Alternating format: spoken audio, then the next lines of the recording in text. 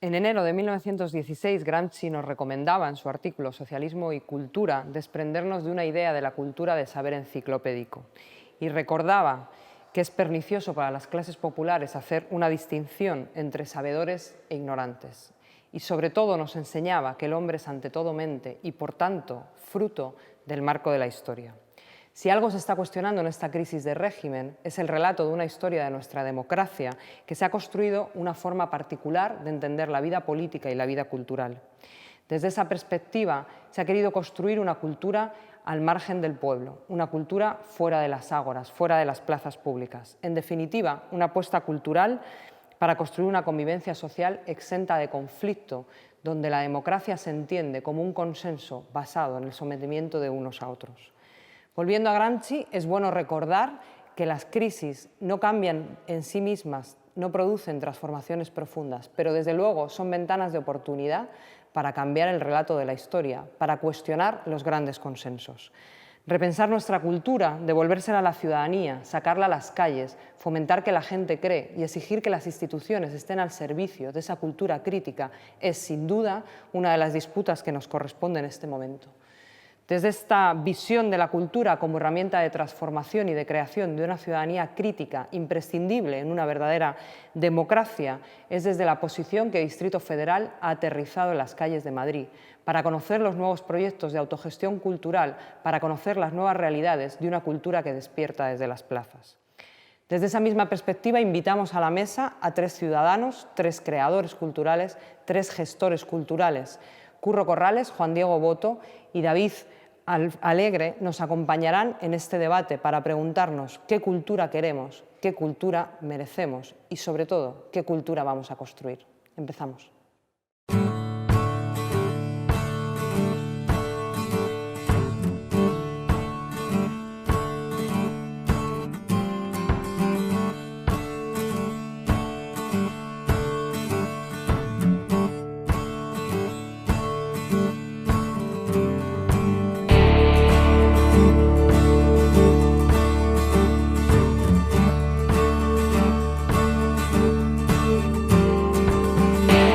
El modelo de industria cultural impuesto desde hace unos años, la subida del IVA sobre el precio de las entradas del cine, del teatro, de los museos o de cualquier tipo de evento musical y los recortes en materia presupuestarias han supuesto un duro golpe tanto para creadores como para ciudadanos. El resultado: proyectos que no ven la luz o salas abandonadas como esta que ven a mis espaldas y una difícil accesibilidad de la población a los eventos artísticos y culturales. Sin embargo, y en contradicción, por ejemplo, la transacción de obras de arte sí que han visto rebajar su IVA de un 21 a un 10%. Hoy le vamos a tomar la palabra a Juan Diego Boto y vamos a afirmar que el pueblo tiene derecho al pan, pero que también tiene derecho a la rosa. Bien lo saben todos aquellos que siguen buscando nuevos modelos de negocio y que siguen incluso poniendo el dinero de sus bolsillos para darnos contenido sobre el que pensar.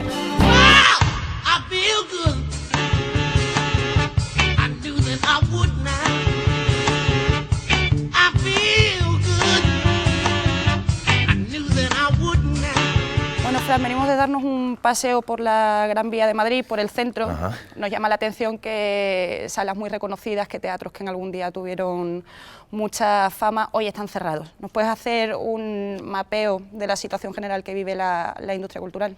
Wow.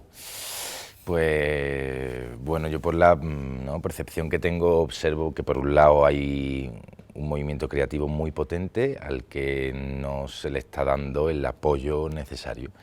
Con lo cual, pues bueno, hay una masa de gente que quiere contar cosas y que quiere decir cosas, pero hay poco apoyo para que lo puedan hacer, ¿no? Y pocas ayudas y fórmulas antiguas que no funcionan hoy día y entonces, bueno, creo que falta hacer una revisión profunda del sistema, claro. Es una industria cultural que se nos ha impuesto desde hace tiempo, es un modelo de industria que más o menos nos lo encontramos hecho. Como reacciona a eso y a esos modelos que no funcionan, se están creando otros nuevos.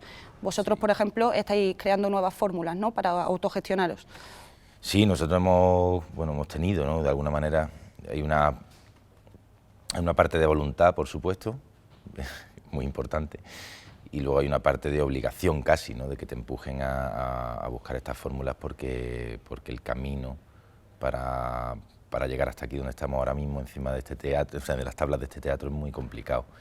Y sí, efectivamente, se están creando, yo creo que, y vuelvo un poco a lo de antes, ¿no? Creo que hay una masa que empuja, un off muy potente, el teatro privado y el teatro público, los teatros de primera se están empezando a hacer un poco eco de ello y están empezando a usarlo también, ¿no? A usar esos modelos nuevos, a intentar colocarlos, ¿no? Hay teatros que lo están haciendo en Madrid, pero creo que queda mucho camino y sobre todo lo que creo que queda es, a nivel empresarial te hablo ya, ¿no? Como miembro de la productora de Entramados Teatro, de la compañía, pues que no hay fórmulas legales que se adapten a las necesidades, ¿no? Y bueno, pues no, estamos ahí un poco en tierra de nadie, ¿no? Cuéntanos tu caso concreto, el caso de la productora de la que tú formas parte en concreto. Para llevar a cabo Feel Good, por ejemplo, ¿por qué procesos habéis tenido que pasar? Pues nosotros hemos tenido que volvernos locos un poco, ¿no? Porque no hablábamos fórmulas legales, pues es muy complicado, ¿no? Pues si te quieres constituir como cooperativa o qué tipo de sociedad tienes que constituir, es muy complicado, ¿no? Hasta llegar a un punto en el que 10 personas se puedan asociar de una manera legal y puedan hacerlo todo de manera legal, ¿no? Es muy complicado, ¿no? Lo hace a través de una SL, no, una cooperativa, tienen que estar todos dados de alta en autónomo, el autónomo es una pasta, gente que no tiene trabajo, ¿cómo paga ese autónomo, ¿no? Eso por un lado, y luego por otro lado, pues nosotros lo que hemos intentado es ofrecerle a mucha gente lo que teníamos. En ese proceso nadie se quiso subir al carro y decidimos tirar nosotros por nuestra cuenta, y una vez que lo montamos, hicimos el proceso al revés, montamos la función y entonces una vez montada volvimos a invitar a muchos productores y tal. Y al final fue el Teatro Español, un teatro público, el que se interesó por el proyecto y le propusimos hacer una fórmula que tampoco se había hecho nunca, que era que ellos nos diesen la cantidad necesaria exacta para montar la función, para los gastos de primer orden, sí, y que nos diesen una cantidad también para la exhibición, para cubrir nosotros los gastos de primer orden sin tener pérdidas, ¿no? Y se adaptaron a esa fórmula y gracias a eso hemos podido tener luego pues la vida que hemos tenido con la función. ¿Cuál es la conexión? ¿Alguien me puede ayudar, por favor? El líder de la oposición utiliza un... No me hagáis mucho caso, es solo una impresión.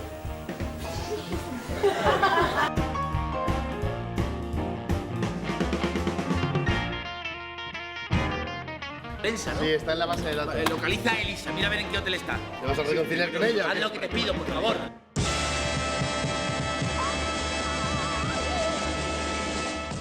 Bueno, Fran, y esto se lo pueden permitir todo tipo de artistas, porque estamos hablando, ya te digo, de una industria cultural, de un tipo de cultura que llega a las grandes salas, pero también se quedan a otro lado muchos artistas de calle que hacen microfestivales, que tienen que buscarse la vida de otra forma, otras fórmulas. ¿Esto se lo pueden permitir todos los artistas? No, para nada, claro. Nosotros lo hemos podido hacer porque el 80% de la compañía trabaja en otras cosas. Claro. Porque si tienes que vivir en estas condiciones, bueno, no puedes. Sobre todo, no puedes dar el primer paso. La inversión no la puedes hacer, para empezar. Con lo cual nunca vas a poder tener la oportunidad. Cuando hablamos ahora que está tan de moda, ¿no? El 21% de IVA y tal, no sé cuánto, a mí me parece estupendo que se tome eso como la bandera de la cultura, pero me parece que la bandera de la cultura debería ser una revisión profunda del sistema, ¿no? O sea, fórmulas que posibiliten a los actores y a las actrices y a los directores y a todos, no los que nos dedicamos a esto, poder trabajar en unas condiciones más o menos dignas y al público poder acceder a la cultura de una manera también digna, ¿no? Claro, en ese sentido también te quería preguntar, porque eres actor, eres gestor cultural, pero también eres ciudadano, ante todo eres ciudadano. Sí. No sé qué lectura puedes hacer de una sociedad o de un país o de una ciudad que limita ese acceso a la cultura por parte de los ciudadanos y que al final la cultura es uno de los primeros afectados en tiempos de crisis, ¿no? Cuando las cosas van mal.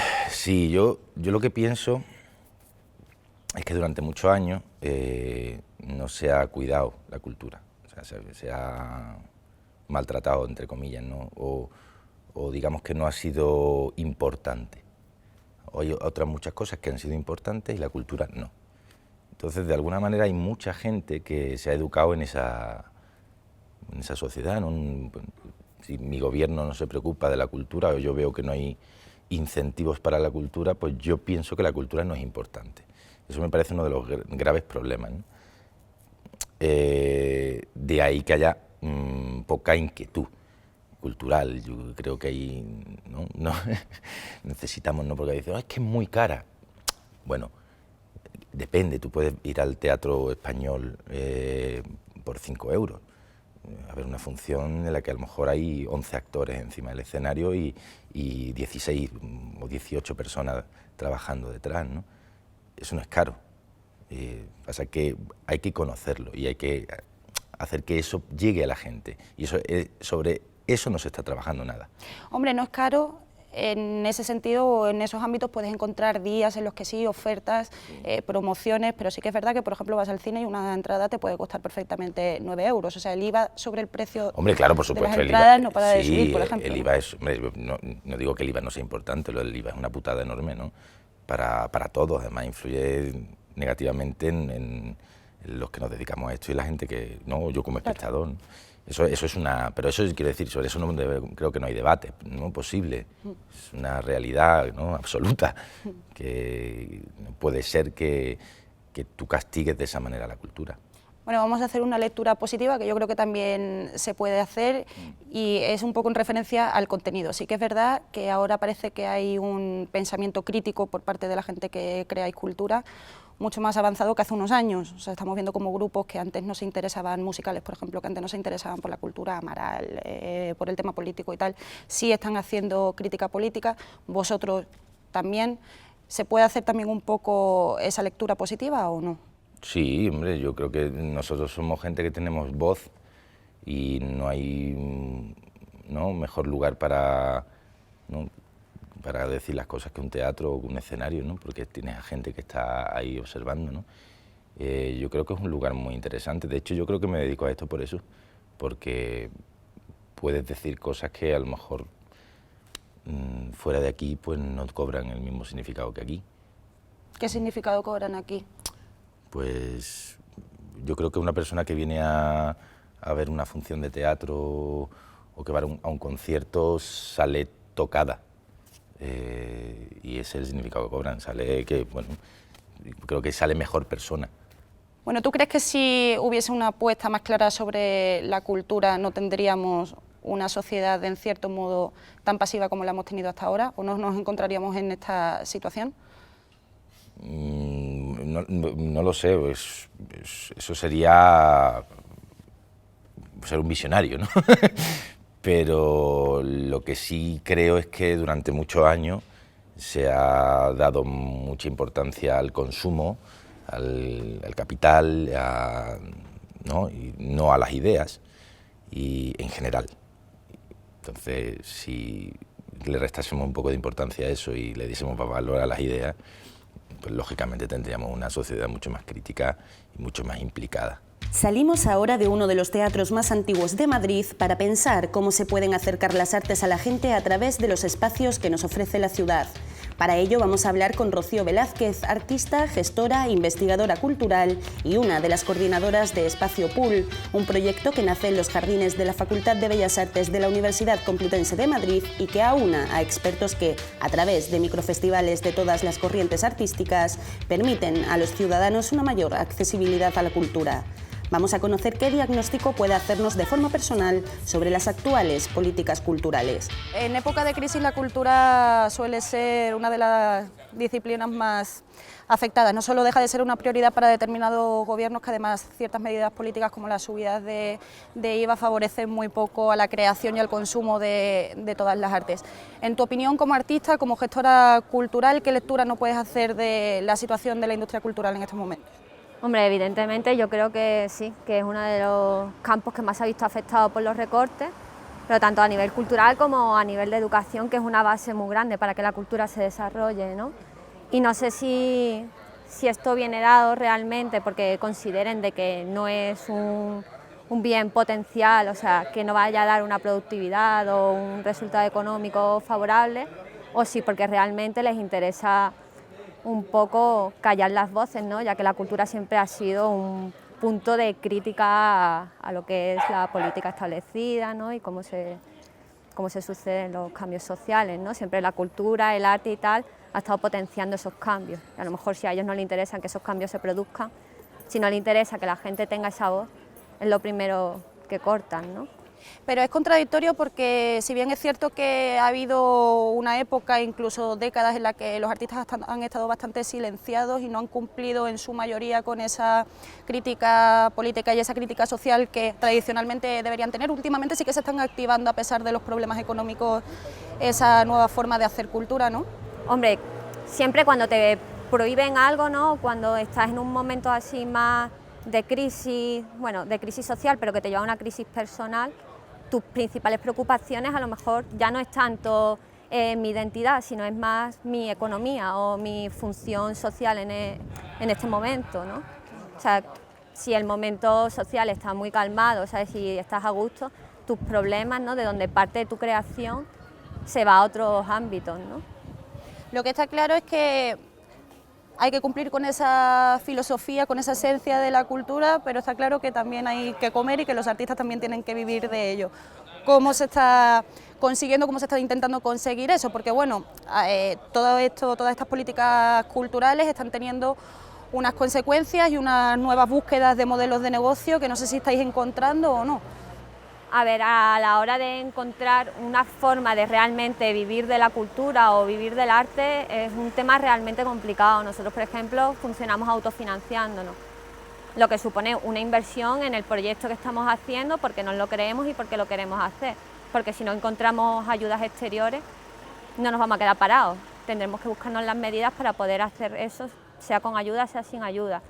Pero a nivel general, no sé, el panorama artístico, el panorama, o sea, la gente que está dentro de eso se mueve, por ejemplo, lo que son los artistas en sí, se mueve más por un sistema de becas, premios y residencia que por tener un sueldo estable o lo que te limita mucho, ¿no? Porque tú realmente no sabes si estás produciendo, estás invirtiendo un dinero en producir una obra que luego vas a tener que mover, lo que supone también un trabajo de muchas horas y de mucha inversión y de tal, que no sabes si realmente después te va a llegar a ser remunerado o no.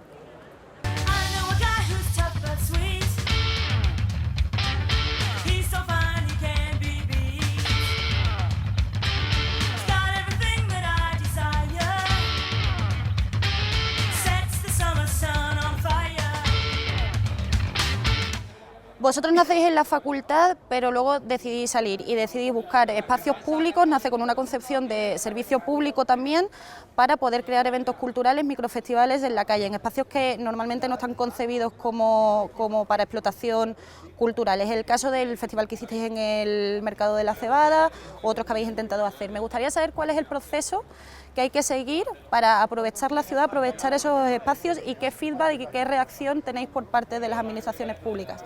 Cuando estuvimos buscando diferentes espacios nos dimos cuenta de que, claro, para poder hacer cualquier actividad en un espacio público tienes que tener un permiso del ayuntamiento. Los espacios que te permiten, o sea, los espacios están súper restringidos.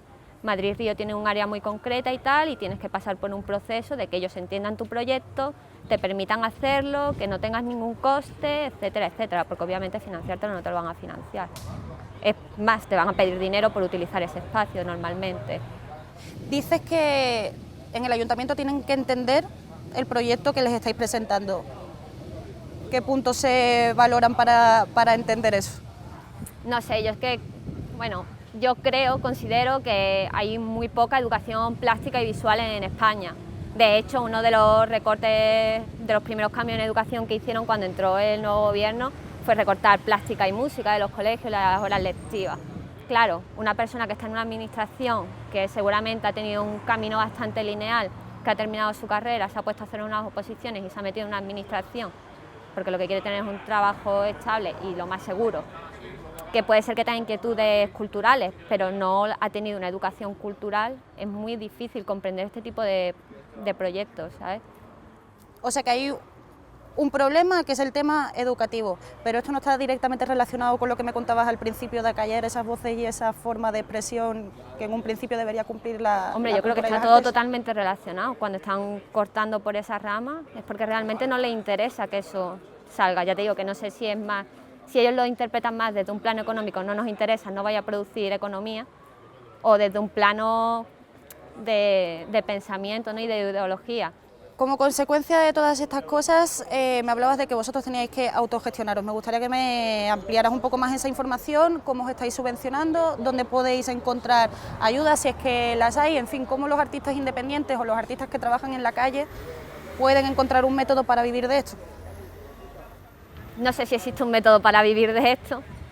No sé, la mayoría de la gente opta por eso, por el sistema de becas, residencias y premios, pero como ya te digo, claro, para una persona normal no tienes un sueldo, no tienes una vida estable, no eres capaz de decir, bueno, yo quiero evolucionar mi vida hacia este camino, porque no sabes lo que te va a pasar, es una sensación totalmente de eso, de fragilidad, ¿no? No sabes en qué momento vas a obtener premios, en qué momento vas a obtener residencia, por mucho que trabajes.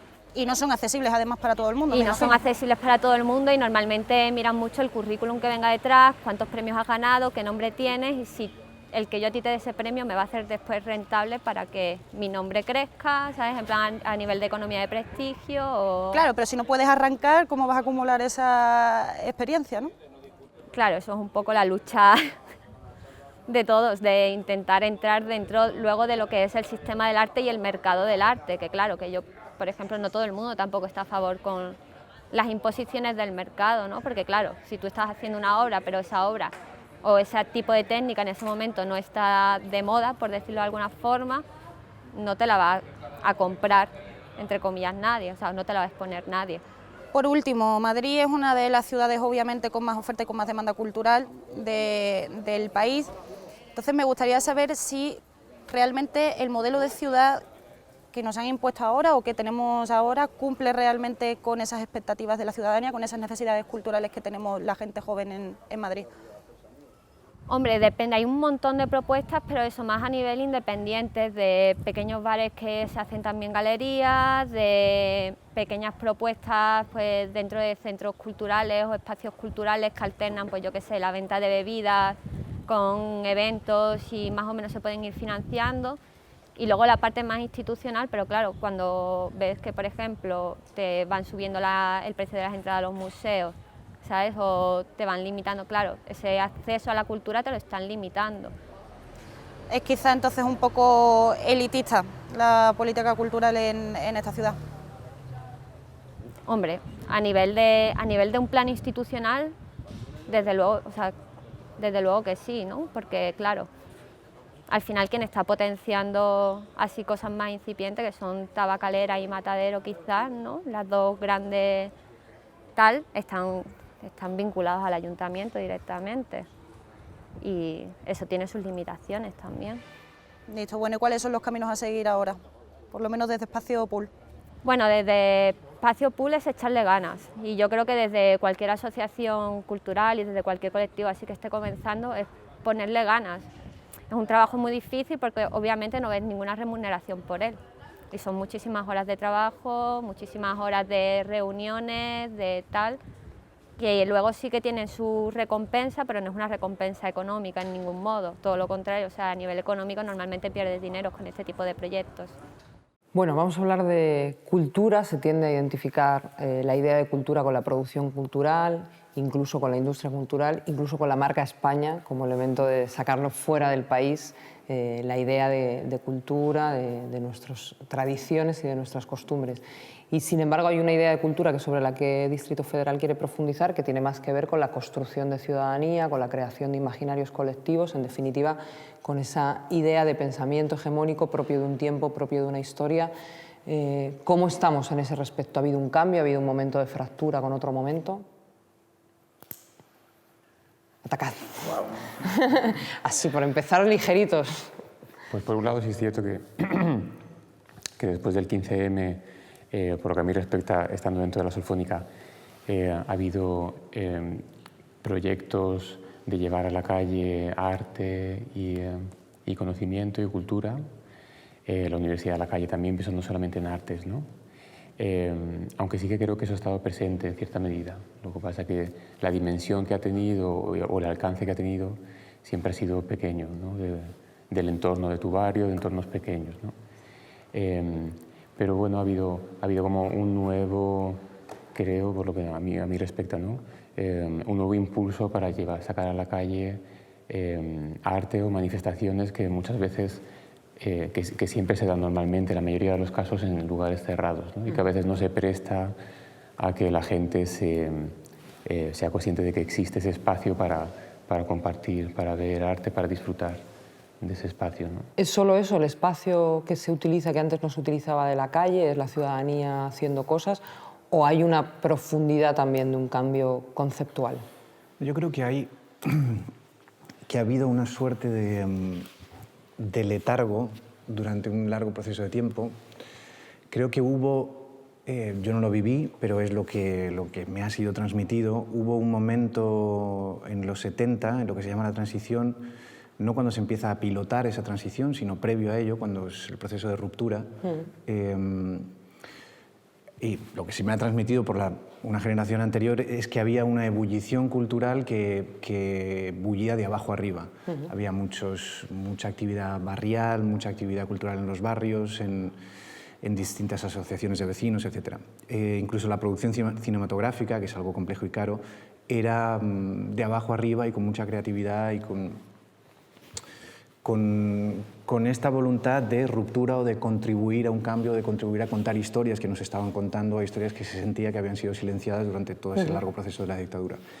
Eso acaba cuando esta transición se pilota como se pilota y se conduce como se conduce, y durante un largo proceso de tiempo creo que todos hemos tenido la sensación de que la cultura era algo organizado y gestionado de arriba a abajo, donde había unos cauces donde tú te presentabas y acudías y concursabas para que se te otorgara el permiso, la licencia o la forma para contar la historia que tú querías contar.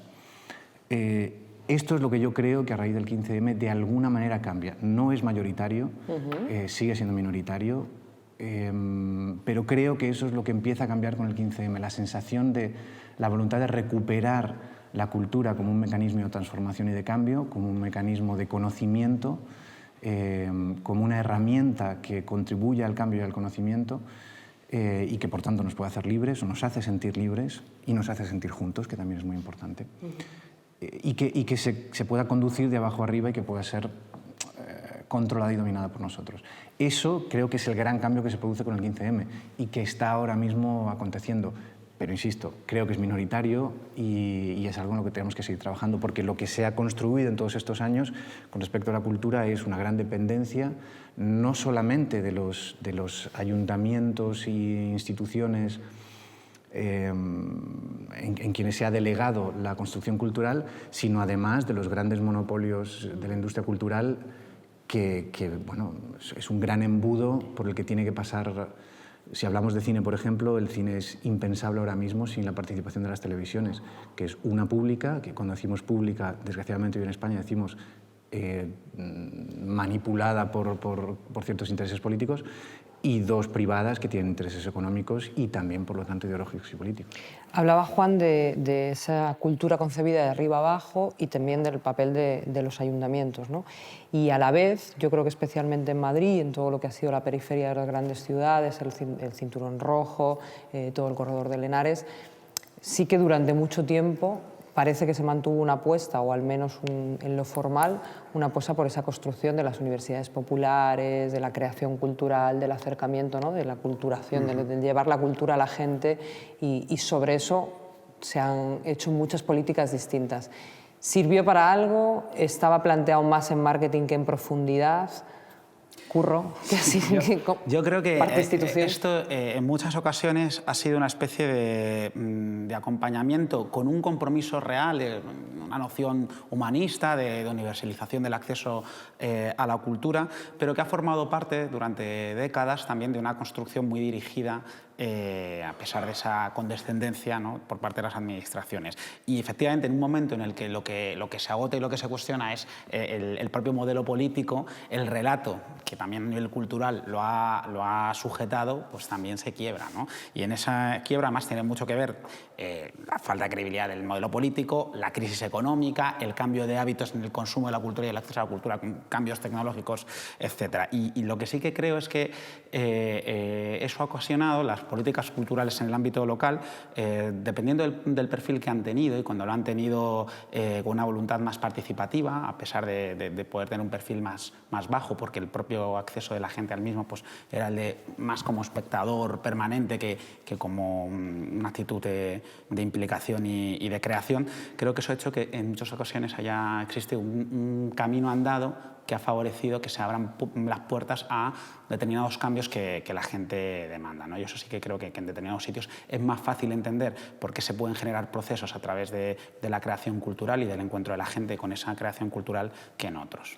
De esto de los procesos, David, que habla Curro, ¿no? Cómo el que uno en su vida cotidiana dedique unas horas a hacer cultura, a juntarse con otros, sea con un nivel más alto, más bajo, con mejor o peor calidad, cómo eso construye ciudadanía en unos términos distintos y cómo eso se había apoltronado vosotros desde la experiencia de la Solfónica, cómo eso influye no solo en el impacto de la propia compañía, no sé si llamaros, o del propio grupo, sino en los propios individuos que forman parte de ella, ¿no? Cómo esa apuesta cultural de compartir espacios genera una transformación individual. ¿Cómo lo vivís vosotros? O sea, de entrada la transformación se vive siempre que se experimenta una experiencia artística, por decirlo de alguna manera, ¿no?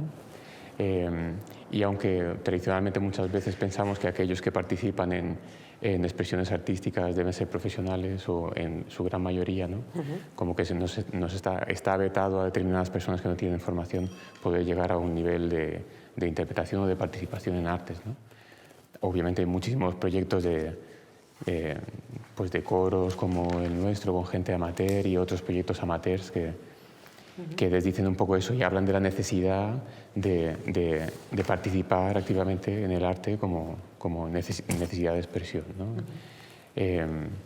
Aparte está el factor del colectivo, ¿no? O sea, en otras artes plásticas o puede haber otras artes que sean un poco más individuales, que se vivan de una manera un poco más en relación de la propia persona con la expresión de arte que está teniendo, pero luego en los colectivos se da además esa otra dimensión, que es la del compartir, ¿no?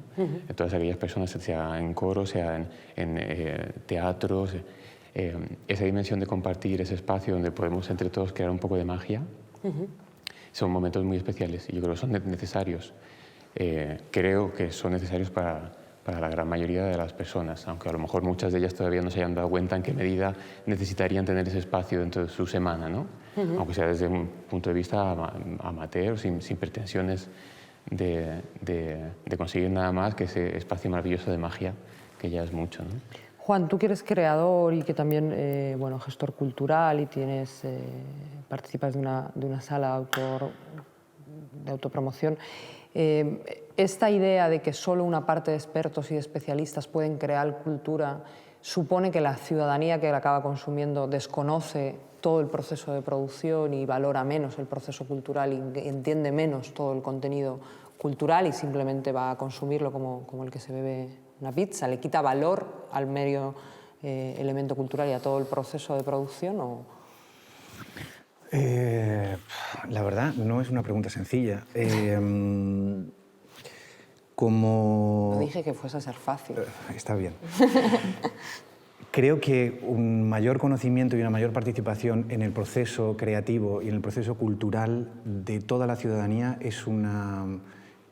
sería un sinónimo de evolución social. Creo que seríamos una mejor sociedad si la implicación en lo cultural fuera mayor en todos los ámbitos. La educación, por ejemplo, está muy desvinculada de la cultura. En todo el proceso educativo, la música, por ejemplo, es algo secundario y accesorio, el teatro es algo secundario y accesorio, cuando son además dos formas de conocimiento colectivo, de aproximación a lo que nos rodea. Yo siempre pongo un ejemplo para entender que la cultura no es algo accesorio sino que es algo necesario. Cuando algo no es socialmente necesario, desaparece. La máquina de escribir deja de ser socialmente necesaria y desaparece.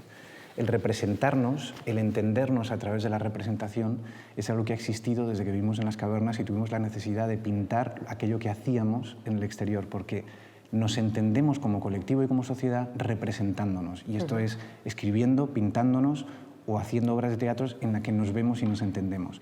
Todo este proceso debe ser participado de todos los ciudadanos y ciudadanas. Y cuanto mayor participación, más grado de conocimiento del momento que estamos viviendo y de nosotros mismos tendremos. Eso no quita con que siempre habrá gente que tenga mayor predisposición, mayor voluntad de estudiar, de perfeccionarse y que sean profesionales de eso. No es contradictorio el que haya gente más especializada en eso con que todos deban participar del proceso cultural. Desde las instituciones, ¿no? Cuando muchas veces se habla desde creadores y demás, la voluntad está de que toda la ciudadanía sea capaz de imaginarse, de crearse, de construirse en proyectos culturales. Luego realmente hay esa demanda ciudadana, es fácil desde las instituciones promocionar. Podéis interrumpir, pausar, lo que queráis. La hay relativamente. Lo que sí que hay por parte de la Administración, en ejercicio de sus responsabilidades, en el caso de las políticas culturales, cada vez más, primero una necesidad material, ¿no? Que la crisis económica y los recortes impuestos a los ayuntamientos también pues dan a veces dos opciones, lo digo en términos muy drásticos, pero puedes cerrar un centro cultural o puedes decidir también críticamente, analizando qué es lo que ha pasado, toda esta política de eventos, de grandes instalaciones, etcétera, que no vas a dejar de hacer cosas y que no vas a dejar de explorar también, al hilo de los tiempos que corren y de los intereses emergentes de la gente, cómo generar esos espacios de encuentro que hablábamos antes, ¿no? Yo creo que la clave es ir primero al encuentro de donde está la gente, no solo trata, y dónde pueden darse esas inquietudes, no solo tratar de que la gente responda a una llamada, y de generar una política cultural que no sea la simple oferta, sino que busque que a partir de ella misma se generen otros procesos. Y cuando eso ocurre, hay veces que cuesta más, que cuesta menos, existe una respuesta de la gente. Sí, mi experiencia en Rivas, por ejemplo, con cosas que nos parecen a veces una locura, como hacer un llamamiento a ver si responden una serie de vecinos a un proyecto de danza comunitaria que consiste en estar una semana entera preparando un montaje sin ninguna experiencia necesariamente previa en la danza. Bueno, pues hemos encontrado que se demandaban 60 plazas, se ofertaban 60 plazas y hemos tenido más del triple de solicitudes. Pero además lo importante de eso, porque al final este tipo de cifras parece que es para que el concejal de Cultura se ponga una chapa y diga que estupendo, es que eso sirve. Porque no estamos hablando solo de preparar un montaje, estamos hablando de una dimensión colectiva y comunitaria de un proyecto de creación. Eso sirve para que una vez que han pasado esos 5 días, una vez que se ha representado ese montaje, sigan pasando cosas entre esa gente, ¿no? Parece que si hay oferta institucional acaba habiendo demanda ciudadana. Al revés pasa, vosotros que estáis más en la almendra de Madrid, de esa política cultural de que ya últimamente ni siquiera los grandes eventos, de cerrar teatros, de no apoyar nada, ¿encontráis, si tocáis puertas institucionales, encontráis respaldo a la demanda ciudadana de tener espacios donde encontrar, de donde producir? Debemos decir que en nuestro caso es un poco particular y que no hemos tocado puertas institucionales, afortunadamente. Somos muy humildes en nuestras necesidades de espacios y de lo que podemos necesitar, ¿no? Y sí, pero igual que todo movimiento que hoy produzca una manifestación, un acto en Madrid, pues se le ocurre pensar, bueno, lo podría cerrar la Solfónica. ¿Alguno de los eventos que suceden en Madrid, de las instituciones, se le ocurriría decir que lo cierre la Solfónica? No, es cierto que cuando hablamos de grandes eventos institucionales o de grandes eventos en general, ¿no? Podemos pensar, tengo la sensación de que se produce, hay una especie de... hay un desequilibrio, ¿no? una falta de equilibrio entre aquellos espectáculos que podemos considerar entretenimiento, simplemente entretenimiento, ¿no? Aunque a veces la frontera no está siempre muy clara, ¿no? Entre entretenimiento y arte, pero existe un enorme desequilibrio en ese aspecto, ¿no? Y cuando hablamos de la demanda, o sea, de la respuesta de la gente, ¿no? Quería recuperar un poco cuando hablabas de educación, ¿no? Es cierto que podemos entender que la sociedad tal cual como está puede demandar una serie de cosas e intentar ofrecérselas, ¿no? pero es que aparte existe a través de la educación, que es nuestra única posibilidad de conseguir que la sociedad pueda entender que puede haber cosas más allá de lo que ella piensa que puede ser necesarias en ese momento para esas personas, ¿no? Para poder sentir que necesitas, que es una parte importante de tu vida, recurrir a una expresión artística, a veces hace falta un pequeño proceso de entender qué hay ahí, ¿no? Qué hay ahí detrás, ¿no? Hay una puerta a veces que abrir y de ver qué universo hay detrás, ¿no? Y esa puerta es a través de la educación, a través de alguien que te lleva un poco de la mano cuando somos pequeños, ¿no? Y esa puerta no siempre no existe el espacio, no se están poniendo las cosas fáciles en el espacio en educación, ¿no? Yo creo que no solo no se ponen fáciles, sino que vivimos el proceso contrario. La crisis ha sido la excusa perfecta para decir, como hay que recortar, y tenemos que recortar en todo, todo vale. Quiero decir, bueno, pues tenemos que quitar ayudas a los teatros, pues tenemos que quitar ayudas a los teatros. Siempre será mejor eso que dejar de comer. Pero es que mejor eso que dejar de comer vale para todo. Si tenemos que despedir médicos, será mejor despedir médicos que dejar de comer. Será mejor despedir profesores interinos que dejar de comer. Y la cultura en esto ha sido la gran perdedora, porque es difícil defender, si no sabes el valor de crear ciudadanía que tiene la cultura, es difícil defender, no, pero es importante. Es importante, igual que la sanidad es importante, igual que la educación es importante, la cultura es importante, es necesaria. Yo siempre pongo el ejemplo aquel de las protestas de aquellas mujeres trabajadoras en Chicago cuando decían tenemos derecho al pan pero también a las rosas. Todos tenemos derecho al pan pero también a las rosas. Vivir no es sobrevivir. Vivir es disfrutar de lo mínimo, de un techo, de un salario y de pan, pero además poder disfrutar de una buena sinfonía, de un buen libro, de bailar con tu pareja y de disfrutar de eso que nos hace recordar el papel que significa ser un ser humano. Decía Lorca cuando inauguraba la biblioteca de Fuente Vaqueros, si yo tuviera mucha hambre pediría medio pan y un trocito de un libro, porque para poder conquistar el otro trocito de pan que te falta necesitas el libro. Y la cultura es aquello que nos permite crecer para conquistar nuestros derechos. Por eso creo que es tan importante y por eso una parte del cambio que estamos viviendo, que está viviendo la cultura, desgraciadamente tiene que ver con la pauperización de la cultura. El cine está siendo devastado, el teatro está siendo devastado, los procesos de las artes escénicas están siendo muy dañados por los recortes, por la subida del IVA, que está siendo absolutamente devastadora en nuestro ámbito.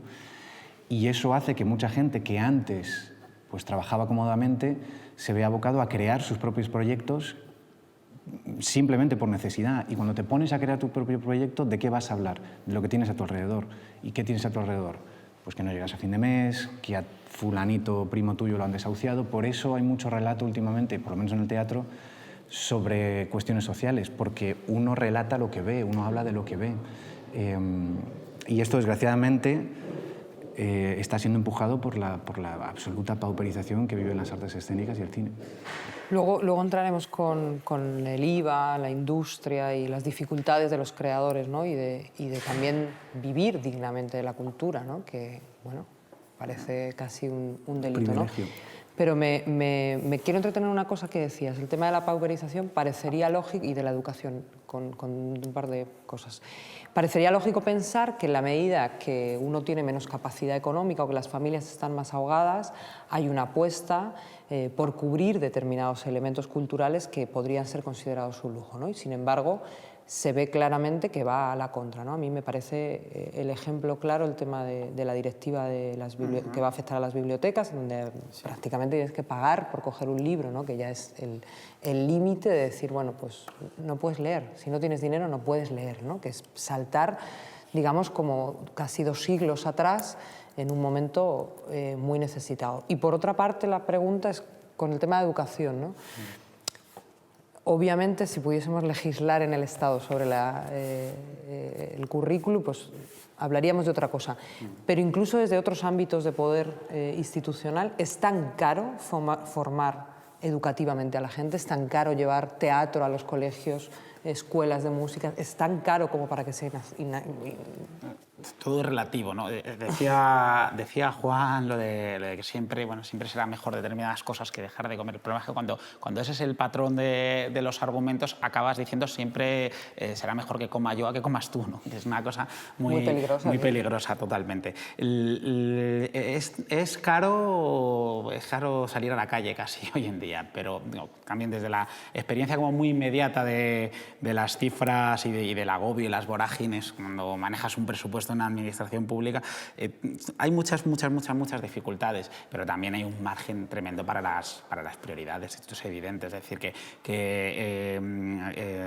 tú puedes sufrir en un servicio como una escuela municipal de música conveniado con la Comunidad de Madrid el recorte de la asignación que da la Comunidad de Madrid y bueno, pues puedes decidir que por tanto triplicas las tasas, como ha hecho en algunos de los precios públicos el Ayuntamiento de Madrid, de las escuelas municipales de música, o decidir si puedes contenerlo tratando de compensar por otro lado.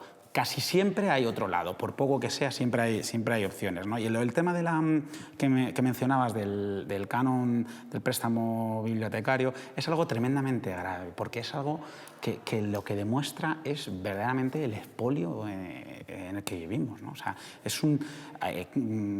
como concepto es un repago de los derechos de autor, desprecia totalmente, es un desprecio al servicio público de promoción de la propia obra de los autores que hacen las bibliotecas públicas y evidentemente, aunque el decreto del gobierno no obliga a que eso repercuta en el usuario, es decir, no existe en principio y creo que en pocos sitios se traducirá en que hay que pagar por parte del usuario cuando coges un libro prestado en la biblioteca, evidentemente eso sale del presupuesto de la biblioteca, ¿no?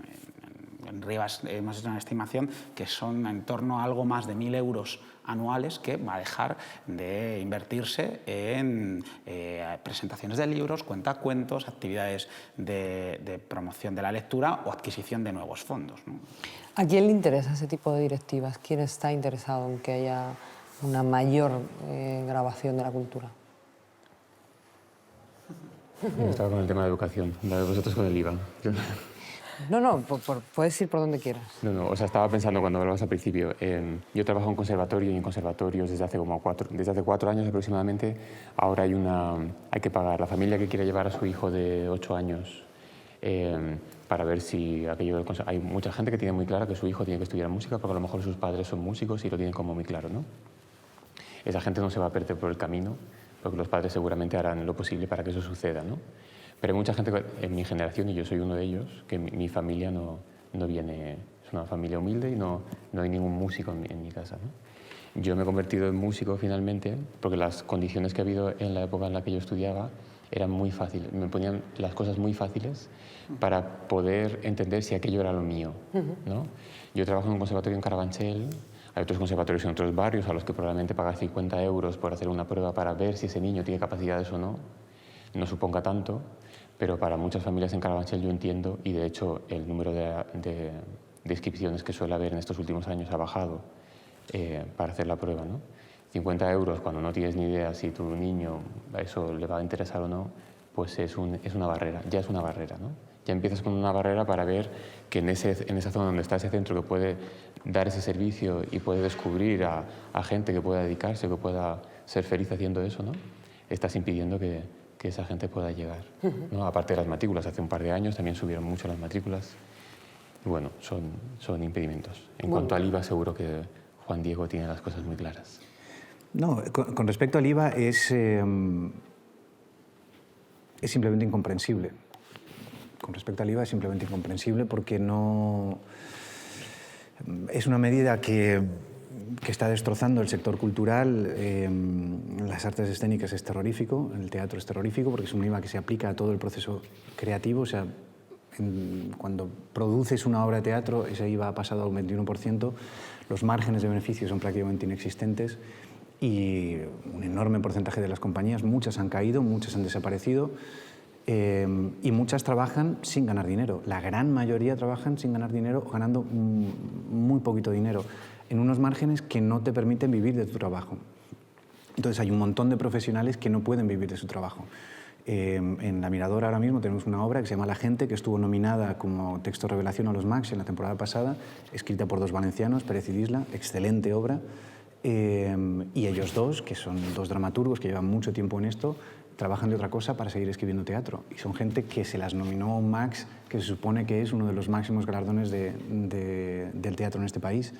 Y sin embargo, personas que alcanzan ese nivel de, se supone, excelencia, no pueden vivir de su trabajo. Porque bueno, es una medida recaudatoria en esta desesperación, porque lo prioritario es pagar la deuda, y en esta desesperación recaudatoria de exprimir a las clases medias y bajas para pagar una deuda que no fue adquirida por las clases medias y bajas, sino por los grandes constructores y la gran banca, pero en ese todo vale, pues nos dejamos de por medio la industria cultural. Una industria cultural que primero daba trabajo a mucha gente o da trabajo a mucha gente y que es algo necesario, es algo sostenedor y necesario para un país. Pero no sé si se corresponde con una voluntad perversa, como algunos compañeros ven, o simplemente con la lógica de no importa, hay que exprimir y todo vale. Hablábamos para hacer el reportaje que acompaña el debate con Fran Perea, que está autoproduciendo una obra en Madrid, Feel Good, que le está yendo muy bien. Y hablaba no solo del IVA cultural, sino del conjunto de condiciones que hacen muy difícil levantar un proyecto, ¿no? Como ni siquiera termina de entenderse las realidades contractuales que son propias del artista, o cómo bueno, pues fomentar que alguien pueda tener acceso a determinados elementos para invertir en poner la obra en marcha y luego llegar a acuerdos con instituciones que no tengan por qué ser siempre la subvención a fondo perdido, pero que haya formas alternativas que ni siquiera las hay, ¿no? Como no se está ni siquiera generando las ideas necesarias para decir, bueno, si no hay dinero de subvención a fondo perdido, que estaría en la lógica de la necesidad cultural y de la apuesta cultural, al menos inventemos cómo mejorar eso, ¿no? Y planteaba lo que tú acabas de plantear, que me parece muy grave, ¿no? Que es, bueno, los profesionales que se pueden permitir vivir de esto no es porque hagan sus tareas en las compañías donde están produciendo lo que les apetece producir, sino porque el 80% de esas compañías tienen otros trabajos, tengan que ver o no con la actividad cultural. Sí, y lo terrible de esto es que uno nunca sabe en cultura el Quijote que no se va a escribir. Uno nunca lo sabe. Y eso sí es riqueza para un país, porque es riqueza imperecedera y para siempre. Eso sí es riqueza para un país. Pero nunca sabes dónde está ese autor genial que no va a escribir una obra porque tiene que trabajar en una oficina. No lo sabes. Y es recurrente el ejemplo americano de decir Estados Unidos no subvenciona sus artes escénicas o su cine, y sin embargo, y es una enorme mentira, Estados Unidos subvenciona cuantiosamente su cine, de forma mucho más mayoritaria que en España. Las desgravaciones fiscales son solamente California acaba de aprobar unas desgravaciones fiscales que van a suponer un beneficio de $400 millones para la industria cinematográfica, solamente en California. Y hay una gran batalla en Estados Unidos siempre por cada región, por cada estado, por ofrecer unas desgravaciones fiscales mejores o unas ayudas mejores, y eso se da solamente en el cine, que el cine es, creo que el tercer o cuarto ingreso en el PIB americano, o sea, es una industria que cuidan y mucho. Con lo cual, ese ejemplo de la mano invisible del mercado que actúa sola y protege la industria cultural es que ni siquiera en el paradigma de la mano invisible se da. En esto que decía Juan, yo creo que hay una cosa muy interesante, ¿no? Que es como, bueno, la creación cultural, además de toda la necesidad, además de toda la importancia para la generación ciudadana, también genera economía. Es una industria, es una parte de un modelo económico, ¿no? Y como hemos visto en muchas instituciones y en muchos municipios hacer apuestas por ciudades del automóvil, por la construcción, por intentar buscar elementos como de pelotazo rápido. ¿Y por qué la cultura no tiene ese espacio? ¿Por qué no hay una apuesta a ese nivel, ¿no? ¿Cómo no alguien dice, oye, esto puede formar parte del PIB y puede ser un elemento también de salida? porque incluso cuando se ha hecho, se ha tratado de hacer, ha sido siempre desde una óptica, y lo mencionábamos antes, ¿no? de la megalomanía, de las grandes instalaciones, la pura cosmética o también el encubrimiento del pelotazo puro y duro, ¿no? Un caso muy interesante es el de la Ciudad de la Luz en la Comunidad Valenciana, un proyecto llamado a ser la referencia para los rodajes cinematográficos en este país, y que ha muerto de inanición. Y ha muerto de inanición no solo porque de repente en una situación de crisis una administración no puede sostener lo que eso supone, sino porque en su propio planteamiento, cuando fue concebido, proyectado, etcétera, estaba pues quizá más a la medida del ego de alguien o de la ganancia rápida de algún otro alguien, y probablemente eran la misma persona o mismas personas como vamos conociendo en el caso de la Comunidad Valenciana, que un estudio de las necesidades reales para, en este caso, el ámbito de la producción cinematográfica, ¿no? Pero además hay un elemento sobre lo que está suponiendo la subida del IVA, que habitualmente cuando hablamos de la subida del IVA cultural, el consumo de productos y de bienes culturales, evidentemente hay un daño brutal para la industria directamente en esa subida que ha supuesto casi triplicar el IVA, pero además en lo que tiene que ver con la contratación de espectáculos, por ejemplo, por parte de las administraciones públicas, que ya se aplicaba el IVA máximo, ese mismo tipo de IVA máximo también subió 3 puntos, con lo cual ahí hay un margen también de, si además tienes la voluntad de mantener los precios congelados, los precios públicos congelados, asumiendo la subida del triple de IVA por una parte, por la parte del consumo, por la parte de la contratación tienes que asumir también que ha subido 3 puntos el tipo máximo, hay ahí pues, un destrozo importante, ¿no? Y con el tema un poco del mecenazgo, a mí, que por cierto, otro de los grandes proyectos que nunca verán la luz, y no sabes si casi mejor, ¿no? Porque los modelos de mano invisible del mercado, que en realidad son una forma de subvención encubierta que nadie controla, porque es la de quien tiene el dinero para poder invertir, son muy peligrosos. Se me han quedado 2 temas colgados y estamos entrando en recta final. Uno, al que le quiero dar otra vuelta, el tema de la utilización de los espacios públicos, ¿no? Y de cómo la calle se ha vaciado de creación y se ha vaciado, y cómo, bueno, los últimos, creo que fue el verano pasado, la nueva ordenanza de músicos, en la que tienes que hacer una prueba, que pagar un dinero, ¿no? Cuando uno tiende a pensar que si uno pasea por una ciudad y hay música a su alrededor, pues si te gusta le aportas algo, y si no, no, que hasta qué punto es obligatorio que las instituciones regulen el uso cultural y la expresión cultural en los espacios públicos, ¿no? La gente se quejaba muchísimo, y con razón, porque decían cuando hablaban de que hacían una prueba a la gente para ver las aptitudes que tenían para estar tocando en la calle, ¿no? Que decían, pero si es la propia gente la que nos dice si estamos aquí o no estamos aquí, ¿no? O sea, si yo necesito sacar algo de dinero por esto que hago, y aquí no estoy consiguiendo nada, es que la propia gente me está diciendo que no es mi espacio, ¿no? Que no es el lugar donde debo estar, ¿no?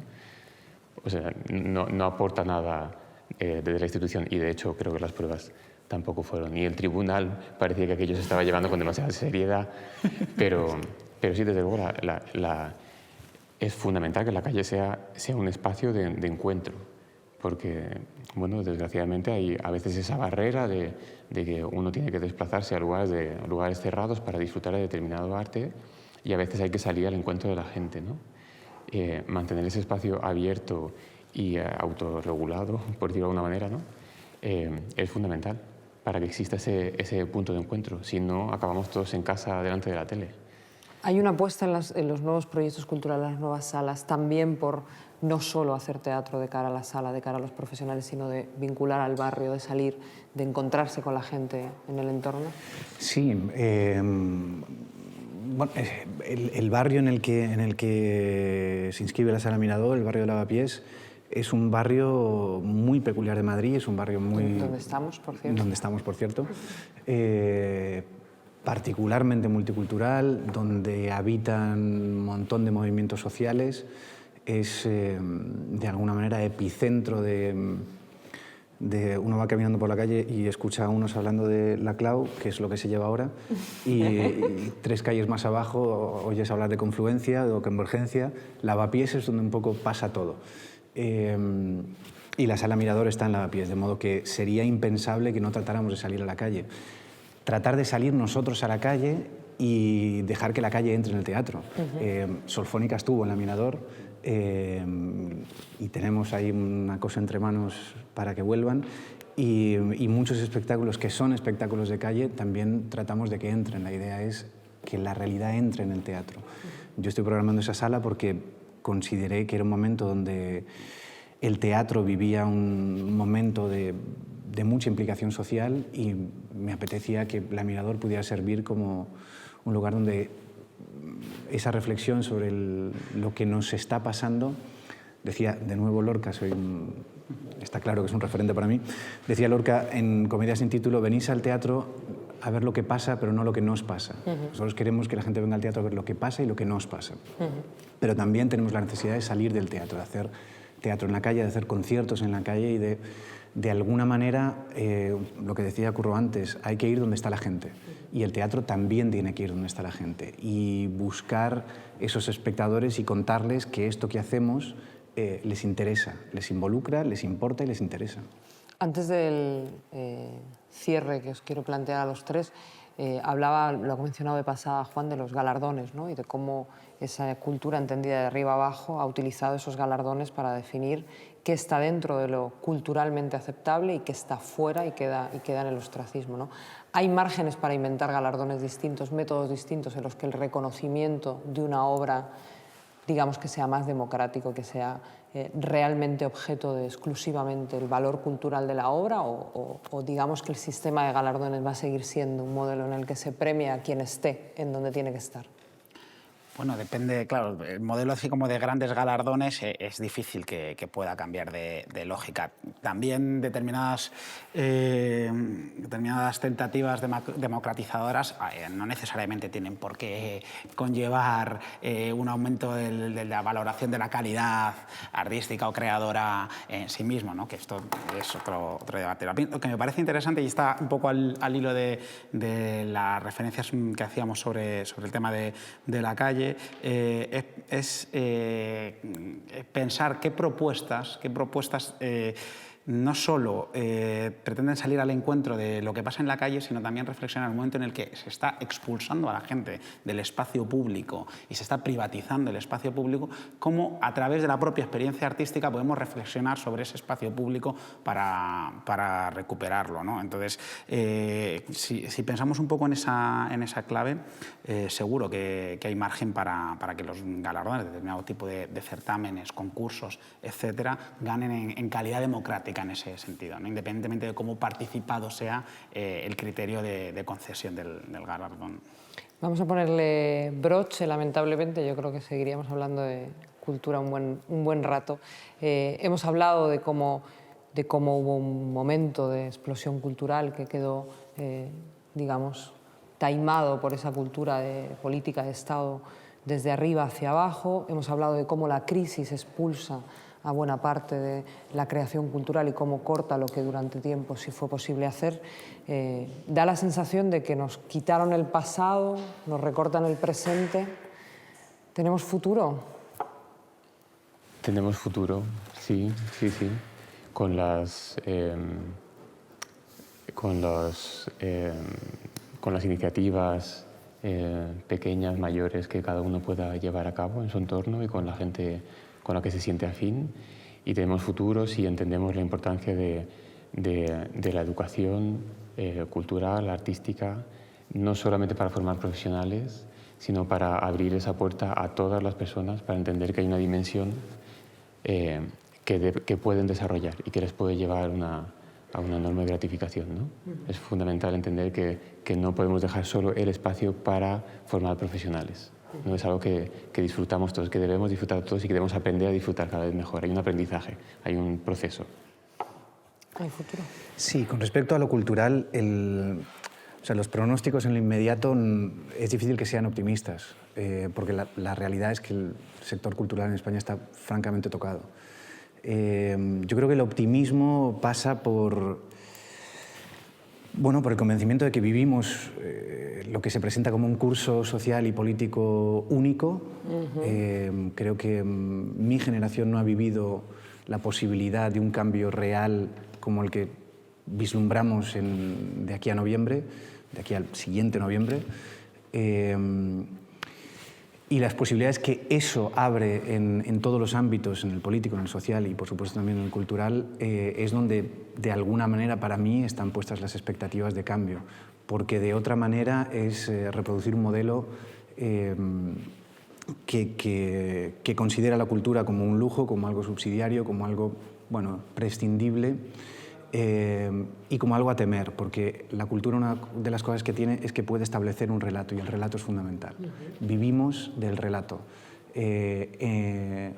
Entendemos el mundo que nos rodea a través del relato, y de alguna manera muchas veces ese relato lo crea el mundo de la cultura.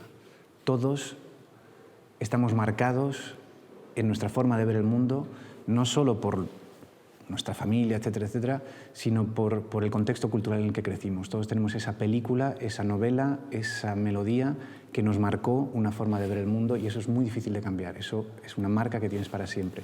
El relato es peligroso para cierta gente, y por eso es tan difícil cohabitar con la cultura para el poder. Este otoño, que sin duda va a ser el otoño de nuestras vidas, ¿nos traerá una primavera cual bomba cargada de flores de futuro o no? Qué bonito. No sé si lo de bomba, que hasta asusta, pero... Cargada de flores. Pero bueno, no, y tampoco está de más si es cargada de flores. Decía Juan, ¿no?, que a través de la cultura nos representamos, y por eso es algo que no está en crisis en su razón de ser, ¿no? Además, a través de la cultura también imaginamos y constatamos que podemos pensar otros mundos, ¿no? En ese sentido, que a pesar de lo difícil que está todo, estemos hablando aquí en Lavapiés, al lado de la Sala Mirador, pero al lado también del Teatro del Barrio, que además esté aquí David de la Solfónica, son experiencias nuevas, muy recientes, en mitad de esta adversidad. El hecho de que 60 personas se apunten a conocerse, a bailar en Rivas durante una semana, yo creo que irremediablemente el futuro, no solo hay un futuro, sino que es lo único que nos queda, ¿no? Y eso, con esa idea, me parece que es con la que tenemos que trabajar y quedarnos, sabiendo que a donde está cada cual, pues hay que remar y empujar mucho, equivocarse mucho también, tirarnos los errores a la cabeza, pero también tirarnos las soluciones que construyamos colectivamente. Pues con la idea de que nos queda el futuro, os agradezco muchísimo haber venido a Tuerca DF, y espero que nos encontremos en las calles haciendo cultura y alumbrando ese futuro que nos queda por vivir. Gracias. Muchas gracias.